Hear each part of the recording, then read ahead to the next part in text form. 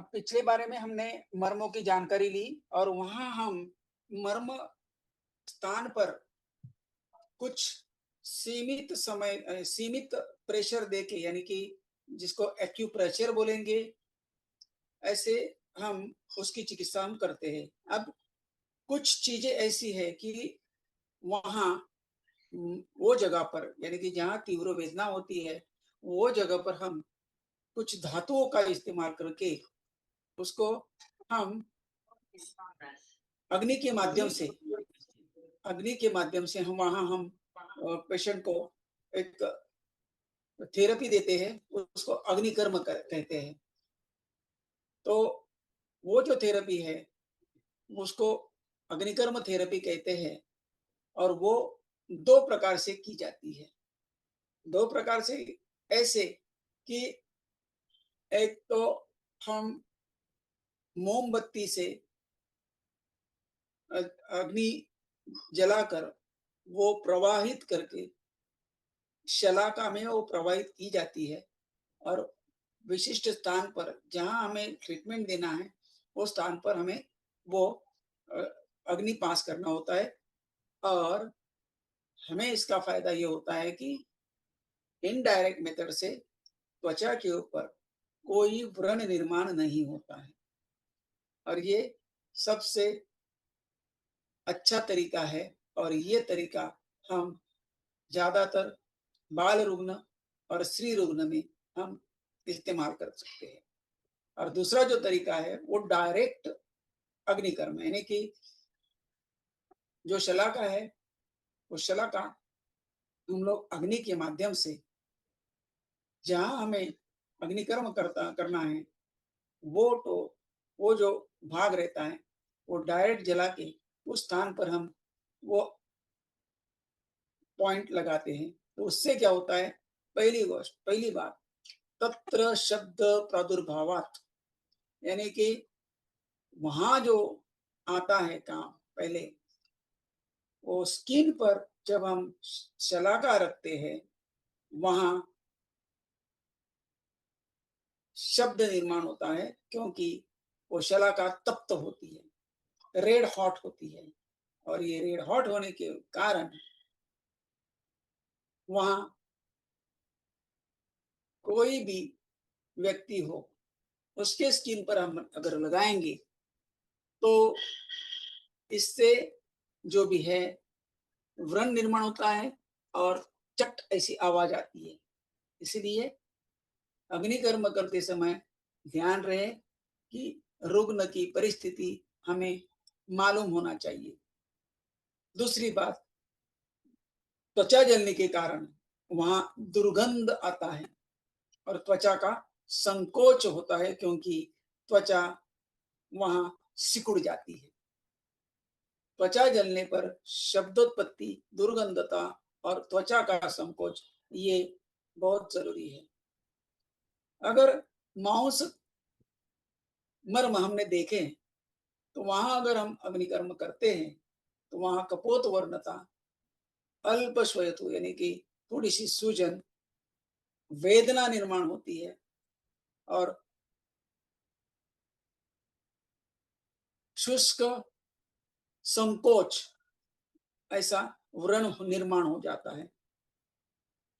यानी कि मांस के जलने पर कबूतर की तरह नीला रंग, अल्पशोथ, वेदना, व्रण शुष्क और वहां त्वचा का संकोच हो जाता है।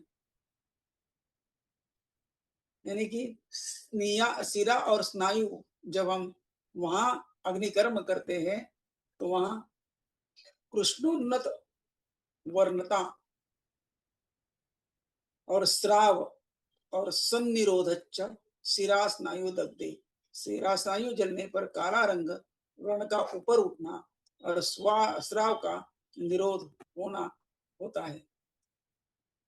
और अस्थि संधि जहां हम दग्ध करते हैं उस जगह पर रुक्षारुणता, रुक्षता, लालिमा, कर्कशता और व्रण में कठिनता ये लक्षण पाए जाते हैं।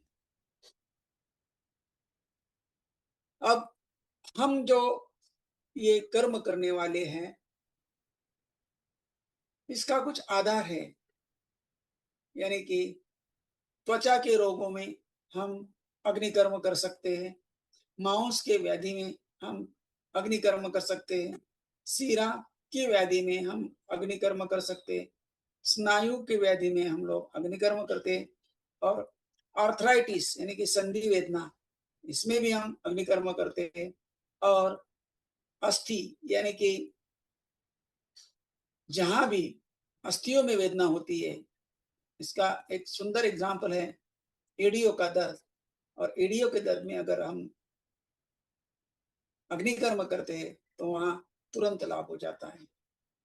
तो ऐसा क्यों? क्योंकि जो है ऐसा बताया गया है, आचार्य सुश्रुत कहते हैं कि ग्रंथि, अर्श बोले तो पाइल्स, अर्बुद बोले तो कौन सा भी ट्यूमर, भगंदर बोले तो फिस्टुला, एलिफेंटाइटिस, चर्मकील बोले तो जो भी मस्से हैं, तिलकालक यानी कि तिल, अंतर्रुद्धि बोले तो हम उसको क्या बोलेंगे, हर्निया, संधि रोग बोले तो जो भी है, और सिरा छेदन आदि कार्यों में नाड़ी उरन में अतिरिक्त स्राव होने पर अग्निकर्म करें। यानी फिस्टुला जो भी जहाँ अतिरिक्त सिक्रेशन आता है वहां हम अग्निकर्म करते हैं।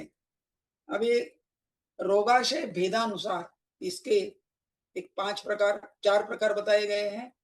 वलय के स्वरूप में हम अग्निकर्म करते हैं, बिंदु के स्वरूप में यानी कि खाली टच करने का और छोड़ना, विलेखा बोले तो रेखाएं ऐसी लगाते हैं, यानी कि जैसे प्रच्छान करते हैं, यानी कि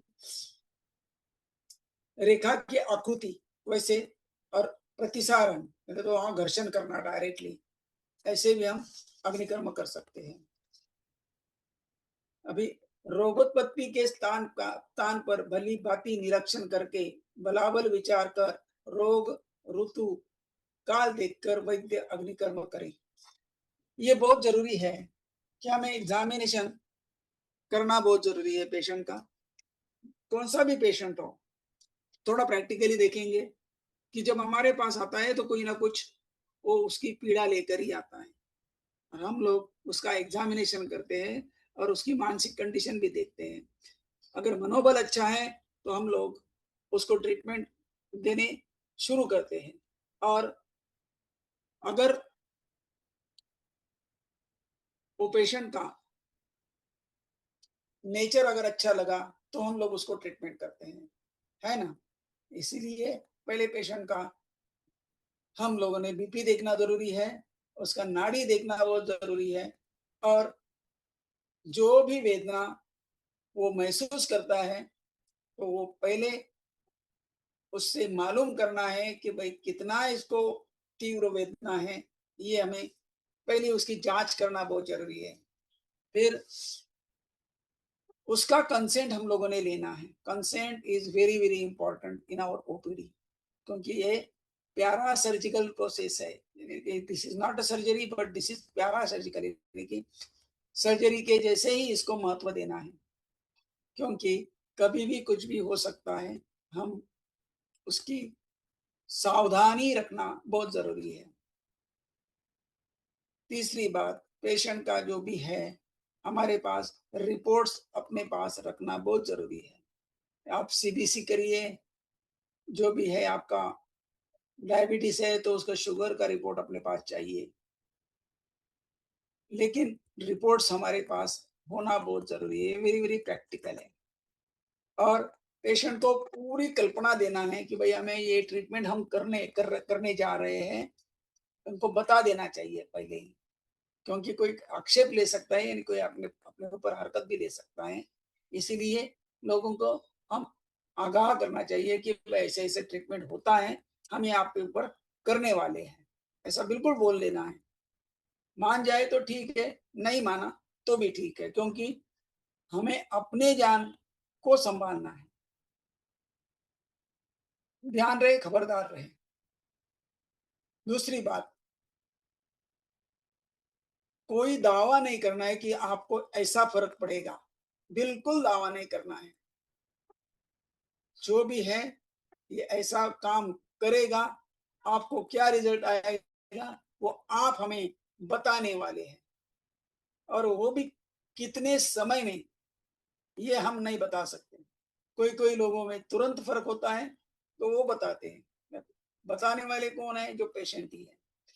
और जो भी हम काम करते हैं, वो काम का रिज़ल्ट बताने वाले हमारे ही पेशेंट होते हैं कि तुरंत आराम आ गया या 8 दिन के बाद आ गया या 15 दिन के बाद आ गया। वो उनकी ज़बानी होना चाहिए, हमारी ज़बानी बिल्कुल नहीं होना चाहिए। हमने दावा नहीं करना है, ये ख़्याल रहे।